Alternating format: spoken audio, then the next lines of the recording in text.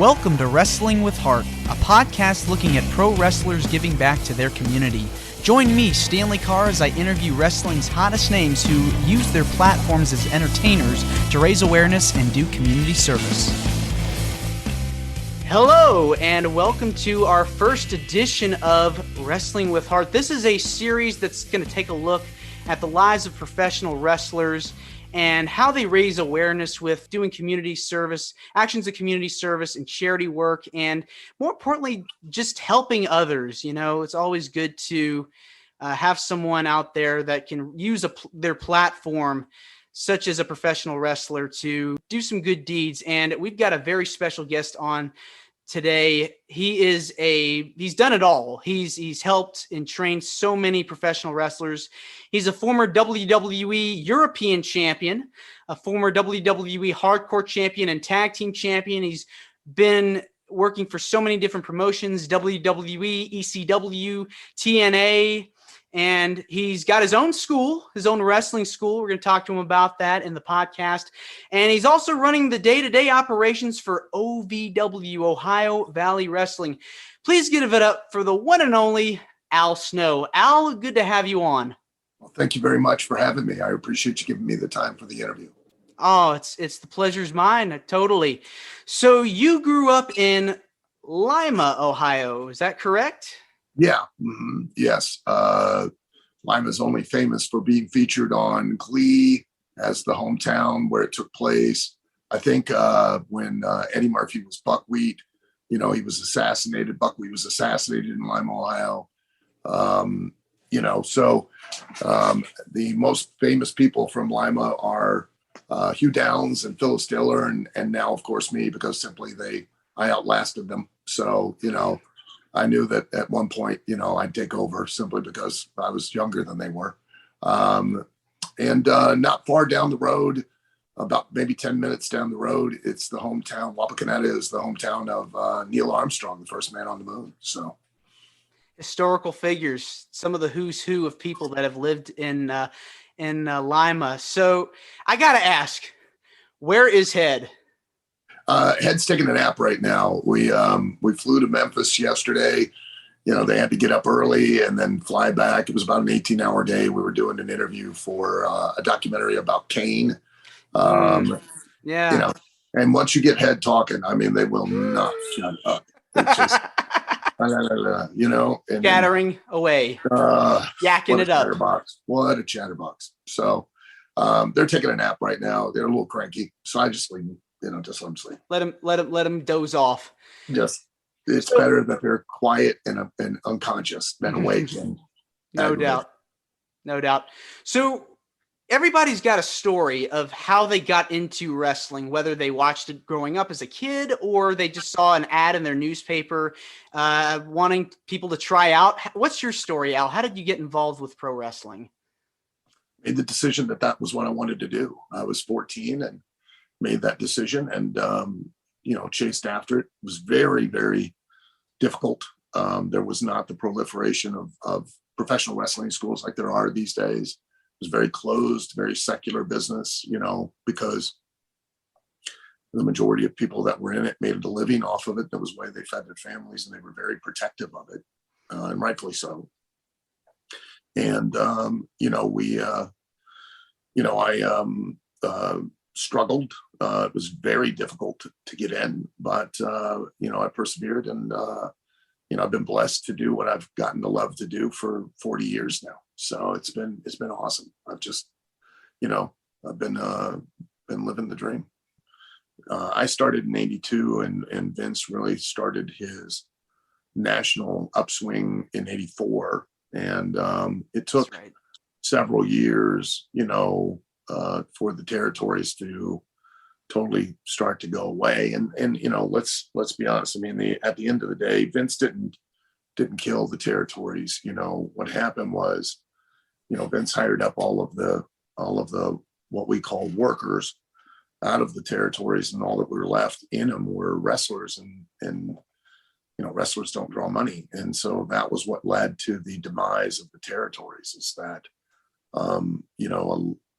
Vince just pulled all of the talent to WWF at that time. And, and that was quite honestly why they had such an incredible boom with professional wrestling on that level nationally at that time through the 80s and into the early 90s was because of the wealth of talent that knew how to be a star, all of them on every level of the card, from the opening match to the main event. Everyone knew how to be a star and to draw money, and to some degree or another. And that's what crippled and eventually led to the death of the territories, was that there was just no and there was no influx of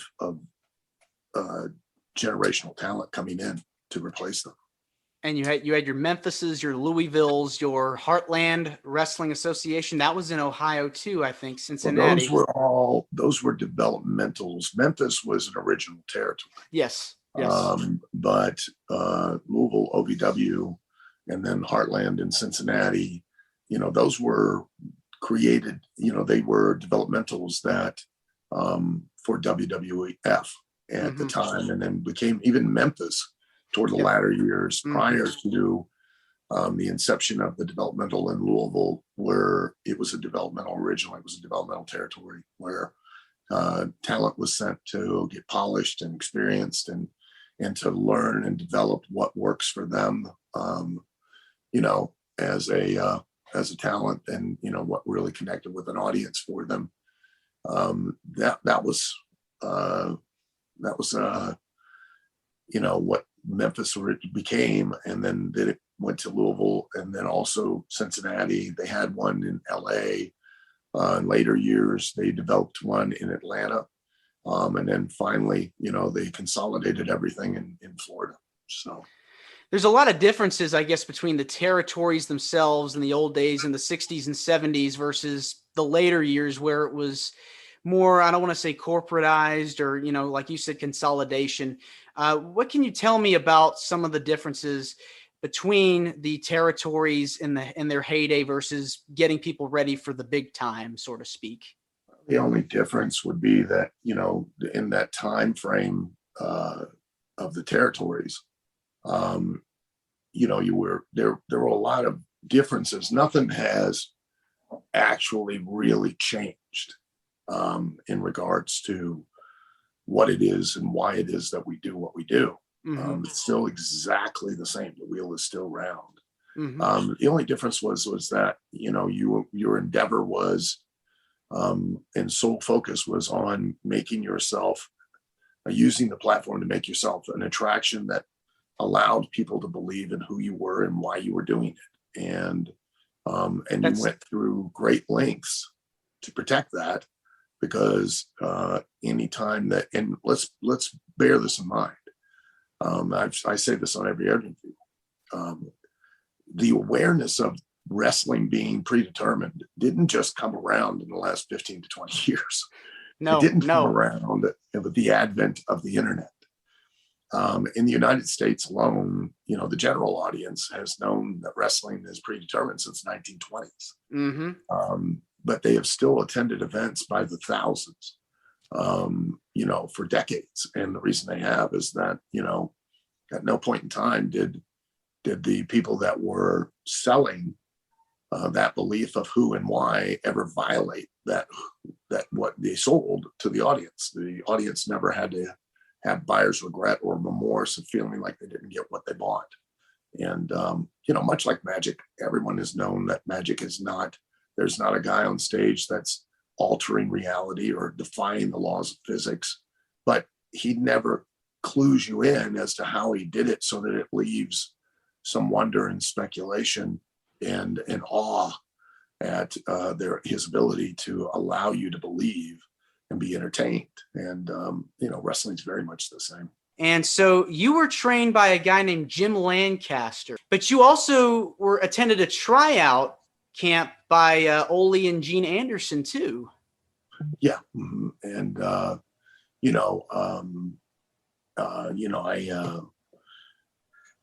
attended that when I was 17, and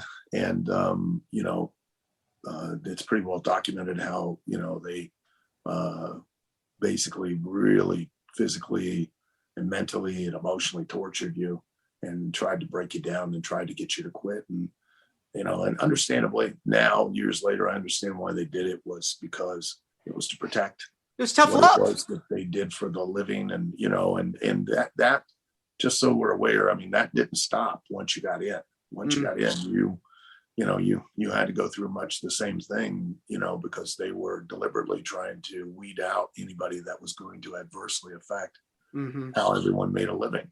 So it was part of the initiation.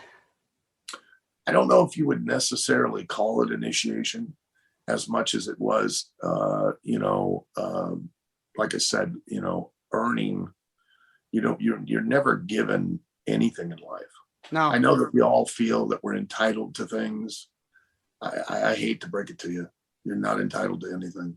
And I mean, absolutely nothing. Good point. You have to earn it. You're not.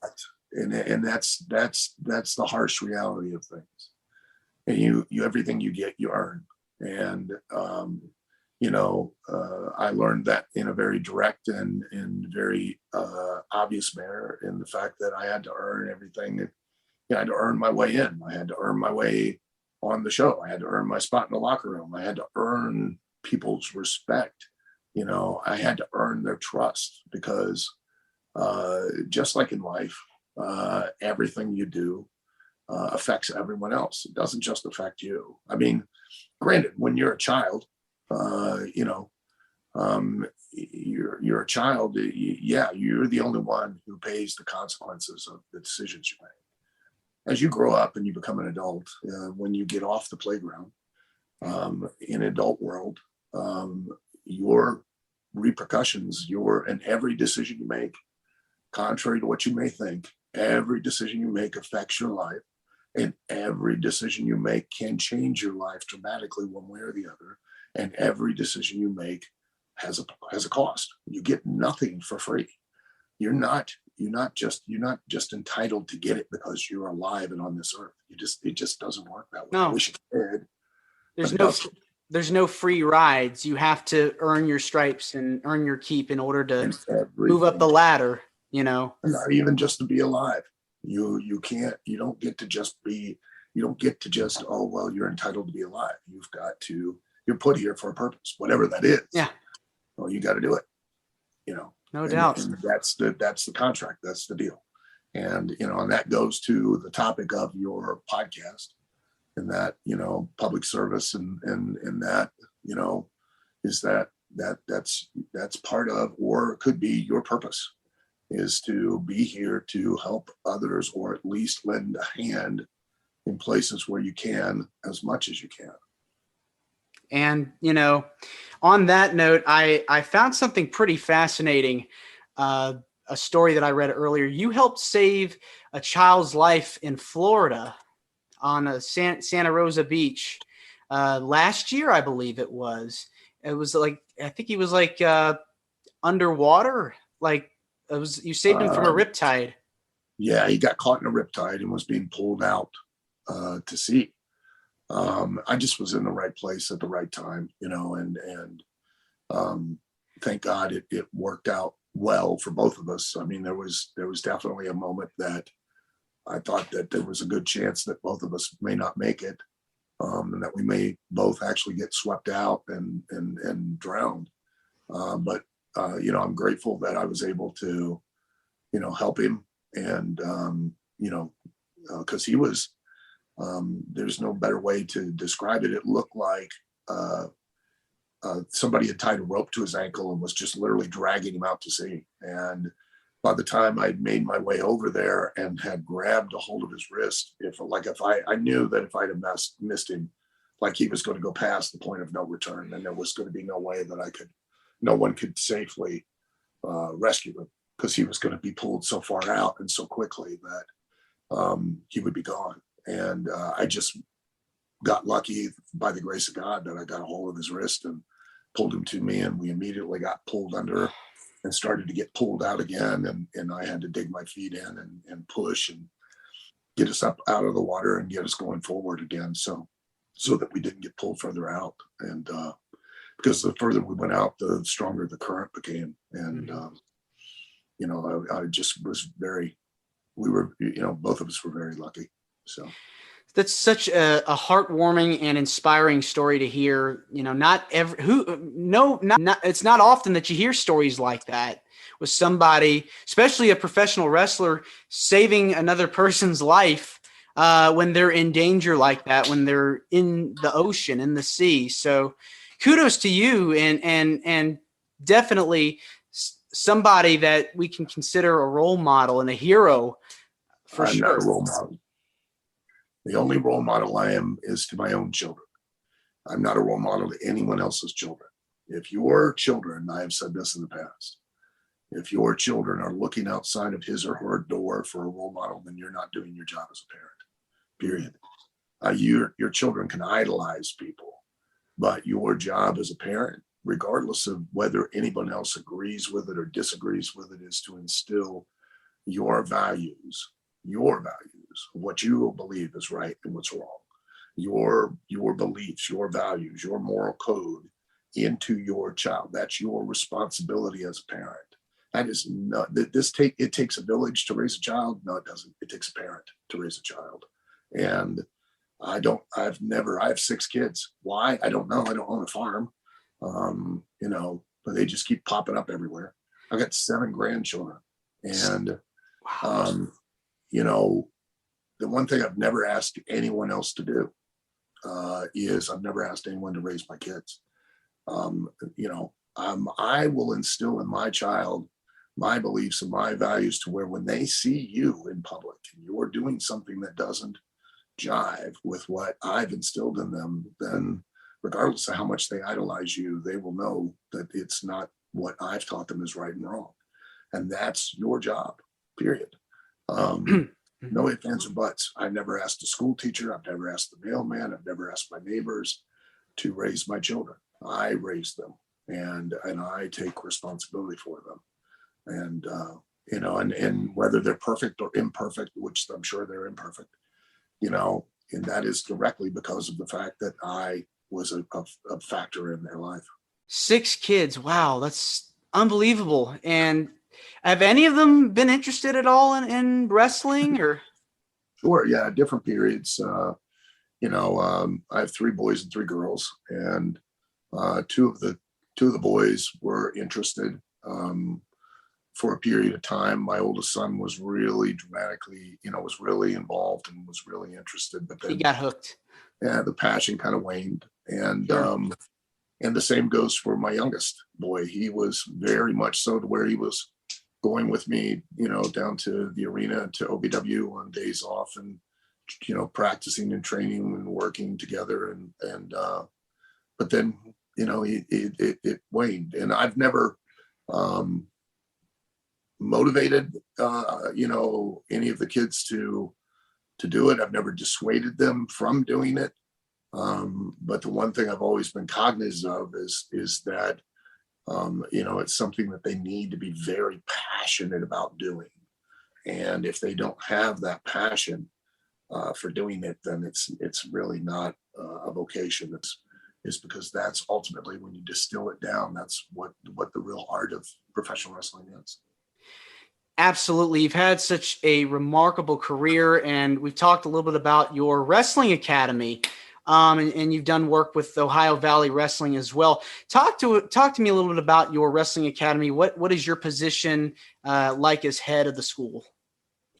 I bought my partners and I bought OVW from Danny Davis in 2018, and part of the motivation was to enact standards and to raise the level of training in entrance into professional wrestling, to make actual real requirements, and to create a real educational institution that not only teaches both in-ring skills but also teaches out of the ring and backstage skills, because it's not a matter of if a professional wrestler's in-ring career is going to come to an end. It's a matter of when. And we set about, creating a educational platform that actually teaches skills to accentuate what a wrestler does in the ring, but also by teaching those skills gives them an avenue that when their in-ring career comes to an end, that they can still be a positive addition to the professional wrestling industry. So we teach, in-depth in-ring training, and then we teach, backstage skills of production and lighting and camera operation and sound and live event management and financial, etc. And we do so, give these young men and women skills beyond the ring so that they can continue to make a career out of professional wrestling if they're not able to no longer be able to perform in the ring in front of the audience. Well, you've certainly lived the life for so many years, and you're giving back, and what you do is just, it's just really incredible and remarkable to see what you've been able to do. So where can people find out more about Al Snow's Wrestling Academy? Well, they can go to ovwrestling.com if they want to find out more about OVW. If they want to find out about the academy, they can go to ovwacademy.com, and all the information is there. We're looking at having an open house on our pay-per-view day of October 29th in next month. And, we're inviting people to come check out, ask questions, if they have interest. Our next class will start in the second week of January. And,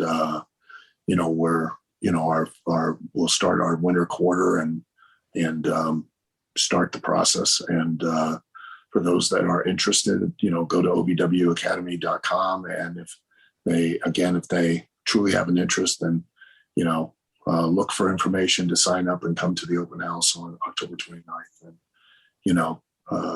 and get a real feel for what it is they want to do. And they can ask questions and get information to attend the school. Well, Al, I have to say this is a real privilege getting to talk with you about your career in the wrestling business and your school and just everything that makes a professional wrestler what he or she strives to be. And I just want to say thank you for coming on. It really means a lot to me. Well, I appreciate you giving me the time, and I've enjoyed it. And I hope that, it helps people out there, go out and just go for it and pursue your dreams. Definitely. So thank you so much, Al. We appreciate it. This is Wrestling with Heart. I hope you found this podcast to be informative and entertaining. If you did, please hit the subscribe button and look out for the next edition.